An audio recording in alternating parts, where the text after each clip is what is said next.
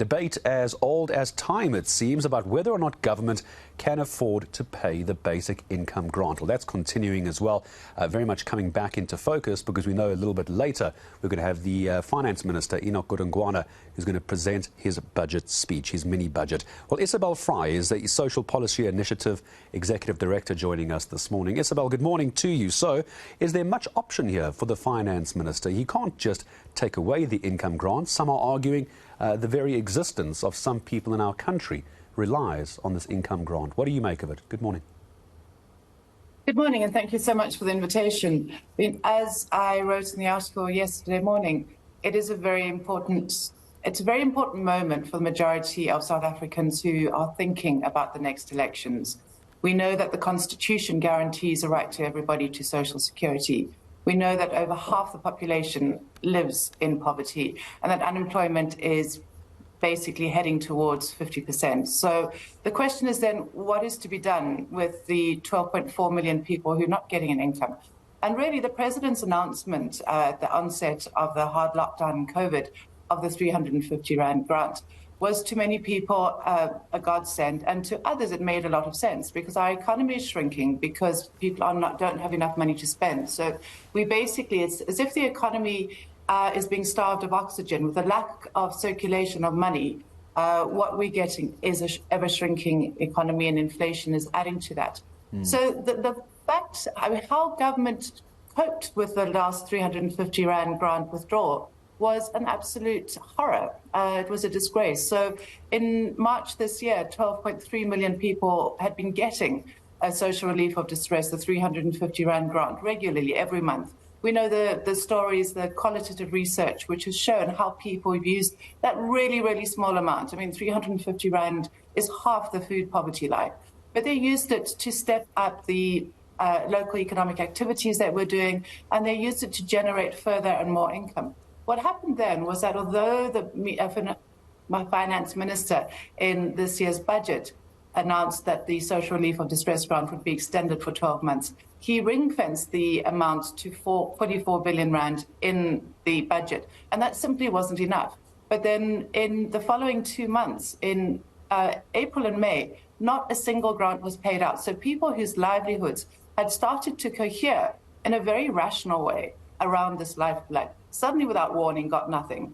And then from the 10.3 million people who were getting it in March, in June with the new regulations, 3.7 million people suddenly received it, and the rest were just kicked off due to the conditions that Treasury had imposed. One of those conditions was a means test, which basically meant that if you used the money to make further money, your small 350 grant was removed. And we know that in informal economies, your month-to-month, your day-to-day existence is not guaranteed.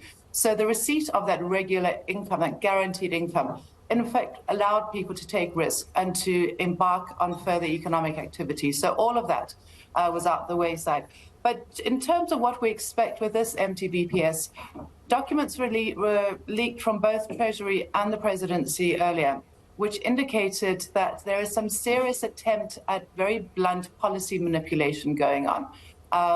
In the one scenario that was presented. So basically, Treasury is trying to move people off the grant, but also into jobs. And it's interesting because we all want people to move into jobs, but from a policy perspective, to use one policy to achieve two very different objectives, we know is very dangerous. And so the conditions... It is as well, Isobel, because you just touched on the point of jobs as well, and this is where this dependency debate has been ongoing for almost as long as the basic income grant has been in place as well. It's all going well to, as you say, make policy decisions to move people into jobs. The problem is the jobs aren't there as well for people to move off these grants, and I suppose this is why it's such a tricky debate to have.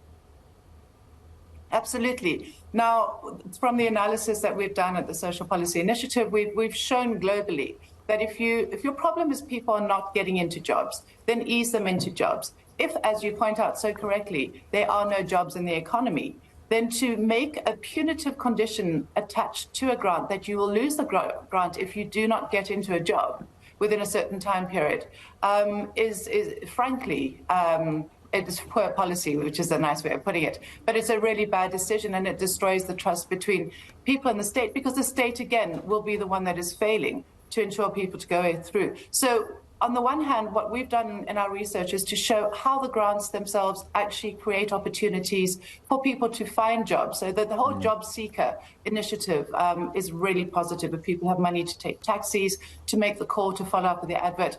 But they also enable, and this is important where we have structural unemployment, they enable people in poor communities to actually start supporting each other's own initiatives.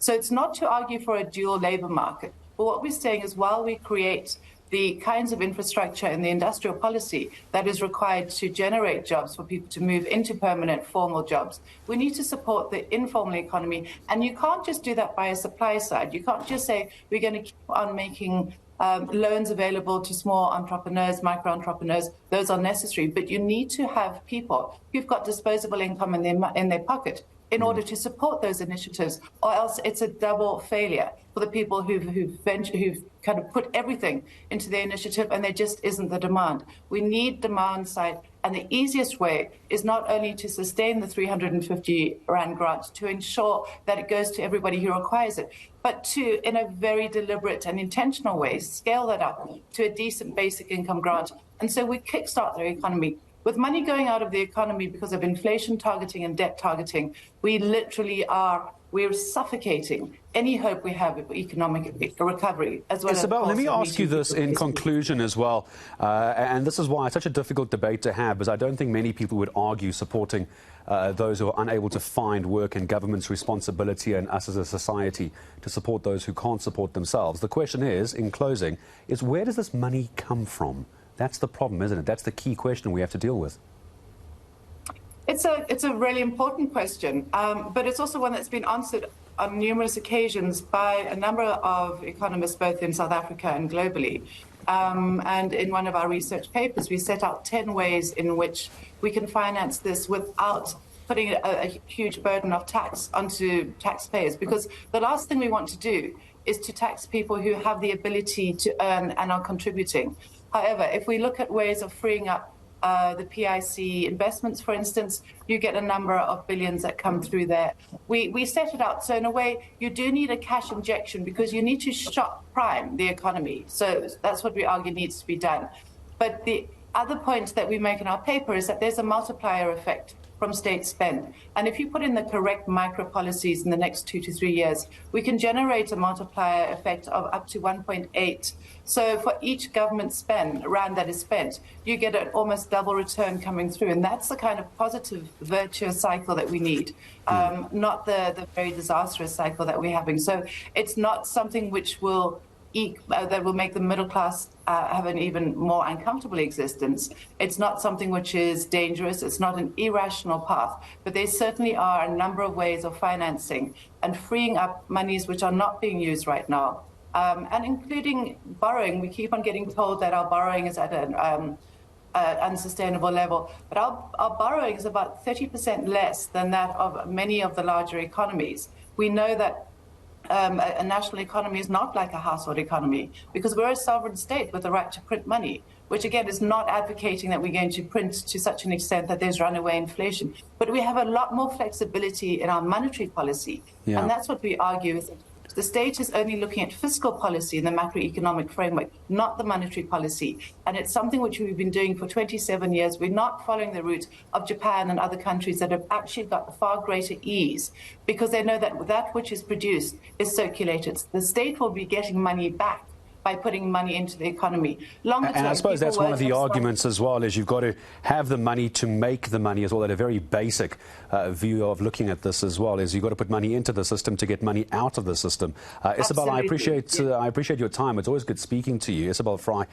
Social Policy Initiative Executive Director, giving us a lot to think about as we all wait to hear how the Finance Minister is going to handle the basic income grant when he delivers his medium-term budget later this month. It's been around, as Isobel says, for more than 2 decades now. How is it going to change, and should it change at all?